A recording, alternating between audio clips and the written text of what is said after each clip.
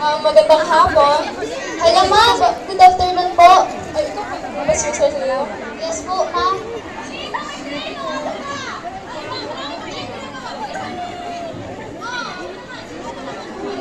Ako po yung advisor ni Marcelino sa para pinapasukan niya. Berlin! Salamat po. So, ano po yung point na nandito ka na? Okay. Nais ko pong mag-home visit kasi gusto ko pong malaman kung bakit nga ba sinito pa rin ba ng klase ni Marcelino?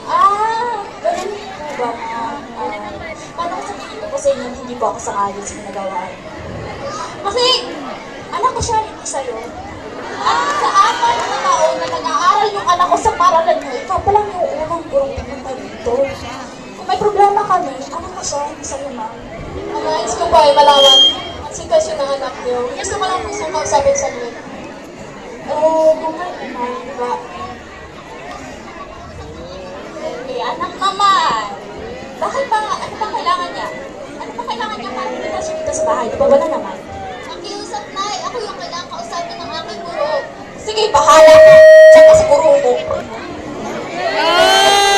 Dahan! Ayos na po ako, ma'am. Pasensya na po kayo sa nanay ko. Nabala ko pa po ang inyong oras. Huwag kang umiyak. Ang rason ko talaga dito ay ayaw ang pag-aralin ni nanay. Kung dahil tapos kami sa pera. Kung may pera man po kami, ginagamit niya yung servisyo. Ano ba? Opo, ma'am. Sige, bukas pumasok ka sa paaralan, okay? Ako muna bahala sa pagbaon mo. Maraming salamat po, ma'am. Asaalan po kami dito kay nanay. Huwag ka muna mag-alala sa ngayon. Gagawin natin ang paraan ko, okay? Opo. Saan ko papasok na bukas? Opo, ma'am. Papasok po ako.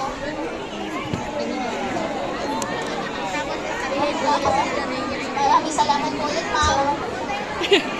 Palpak.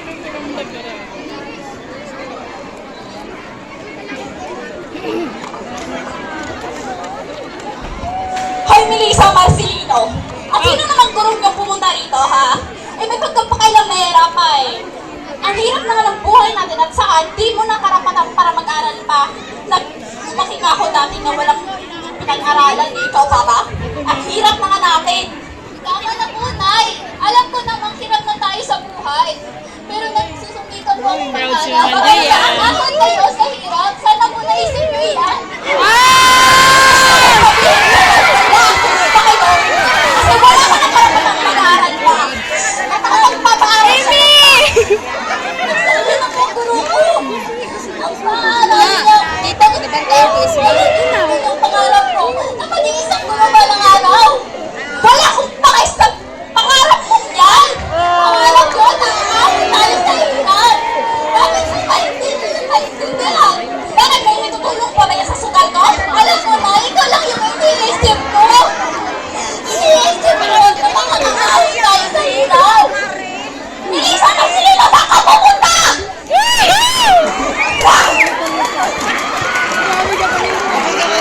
Grabe! Ang sakit sa heart! Ang sakit ang sampang liyo. Dalagpak agay ang dilo, naligpit. Gen tayo ka, gen. Nakita mo ba yun?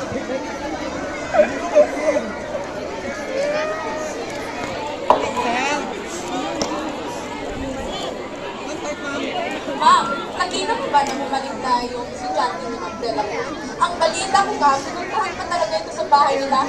Ayun, nagalit yung nanay ni Marcelino. Talaga ba? Sinasabihan na nga yan ng principal eh.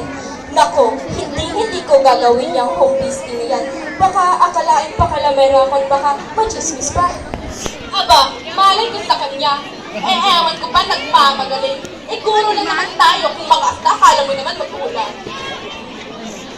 Excuse me. Ay, narinig ko yung pinagsabi. Hindi lang po tayo teacher lang, okay? Tayo ay tuloy-tuloy bilang pangalawang magulang ng mga estudyante rito.